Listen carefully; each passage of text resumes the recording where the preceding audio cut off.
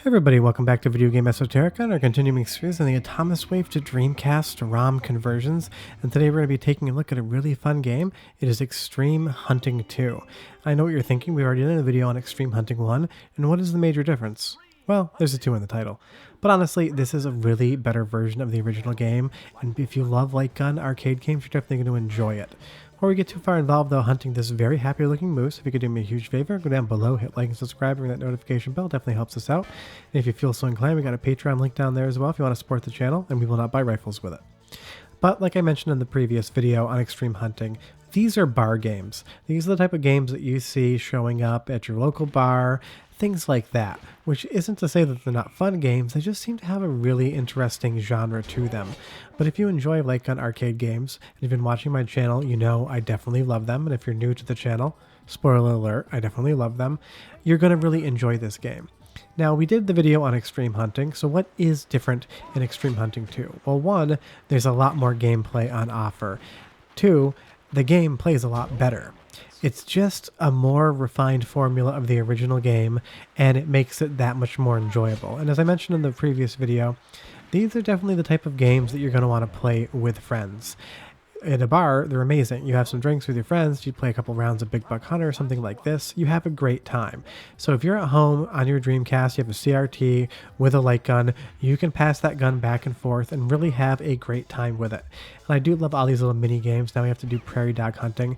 The one weird mechanic of this game is that you have to reload your gun between each individual shot. Now, of course, in an arcade, you usually have a big pump or something like that, but on the Dreamcast, it's just a button, depending on what gun you use, so it can be a little bit strange, but you get used to it pretty quickly. Just don't forget, like I did at the beginning of the stage, to actually reload between shots, because you're going to notice quickly you're pulling the trigger and nothing is happening.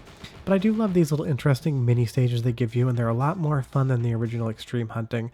But honestly, it is still the same game conceptually. You have to shoot animals, but I love this game compared to other arcade light gun games just because there's so much strategy involved in it. You know, something like Virtua Cop 3, something like House of the Dead, enemies run at you, you shoot them. In something like Extreme Hunting 2, you really have to plan your shot, because the first time you pull the trigger, those animals are going to start to scatter. So you're going to think to yourself, who should I shoot first, and what should I do from there? Because there's going to be more than just 3 options to shoot at. You'll see that we have an area for 3 trophies in a stage, but you might see 5 animals you can shoot. So you kind of want to visually assess them and see what size they are, because you do want to attack at the high score, and you do want to get new records for the weight of the animal. Now you see I missed that shot there. That was my fault. I've tested this on a Dreamcast on my PVM with an Interact light gun that I modified with a new trigger to make it better, and the accuracy was spot on. I tried this on Demule, however you pronounce it, with a mouse, and it was spot on. If you fail, you miss the shot. But I love the last little hunt at the end of every, particular animal's section. I've never actually killed the shark, but you get this really weird shark hunting sequence. And I don't know if people actually hunt sharks. I don't think they do. Definitely go into cages and check them out. But it's a fun little thing. And that's what Extreme Hunting 2 is all about, is it really is just more of a good thing, and it's a better version of that good thing. If you didn't like Extreme Hunt, if you don't like hunting light gun games, there's not going to be anything here for you that's going to be able to convert you into loving this genre. But if you do enjoy them, if you played Extreme Hunt and you wanted to play some more, then you'll get this, including that really derpy looking moose up on the wall there.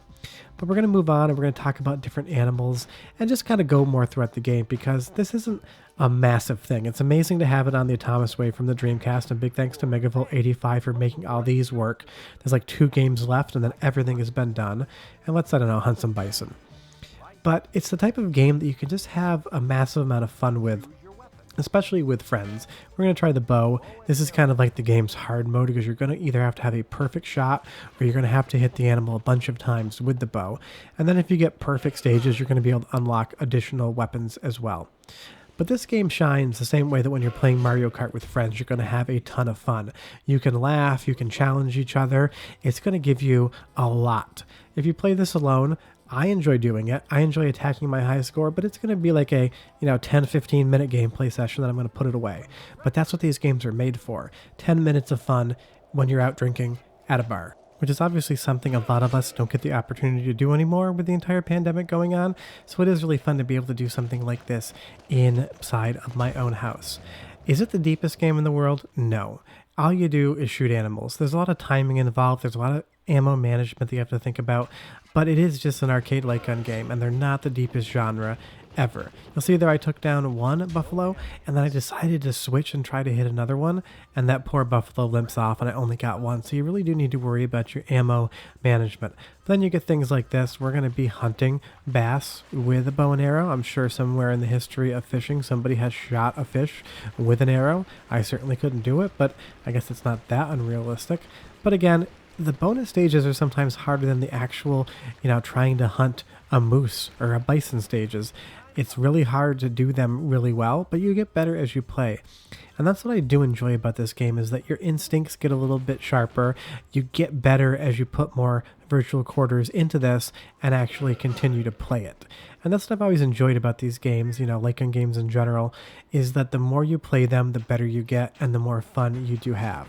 But I'm definitely going to put this on my TV the next time I have friends over, whenever that is, and have a few drinks with them, and we'll be playing Extreme Hunting 2 in my living room, and that's always great. Now, as far as the soundtrack's concerned, normally I let you guys have 30 seconds to a minute to listen to it. It's not that good. There really isn't much. There's wind effects, there's small animal noises, not much to look at there. Graphically, it definitely looks a lot nicer than the original Extreme Hunt, though, and that is really my takeaway from this release, is that if you want to play one of the two games, I would definitely play Extreme Hunt 2. If you played it completely, maybe start with the first game after that, just to get more of the same. But it's definitely the better of the two options, and it's great to have something like this on Dreamcast, because the Wii had a few hunting games that weren't really as good, because the Wiimote is a really bad imitation of a light gun. But it's not a genre that we get at home anymore, and that makes sense. It's not a huge market, but it is something that I really enjoy as like a party game. We get Mario Kart, we get Mario Party. Something like Extreme Hunt 2 kind of fills that other niche of that party light gun game. Like we used to have Point Blank on the PlayStation 1. I wish we could get Point Blank 4 on the PlayStation 4 or 5 and be able to continue to play that. We'll just see here, moving on to Elk. This is just amazing that we're going to get to play this on the Dreamcast in the first place, and I know I've said that every video, but for the longest time people thought maybe you could get Atomiswave games to run on Dreamcast, and now, outside of 2, maybe 3 games that haven't been finished coming over, the entire Atomiswave library can now be played from your couch on a Dreamcast with an optical disc emulator. I use the GDEMU and it works fine, but I've been told as well that the mode is an excellent choice as well. Some of these images are available online as CDIs that you can burn, not all of them yet, but if you go to the Dreamcast Talk forums, there's a little subreddit there that tells you everything that's out currently. But short of that, if you have any questions or comments, or you have any trouble getting these games running, let me know. I'm happy to help. Or if you've ever played the game before, I'd love to know what you think. But this is just another awesome entry in the Atomiswave to Dreamcast library. It's a fun arcade game that you can play alone, that you can play with friends, that you can play for 10 minutes and just walk away from, or play for 4 hours and start to learn.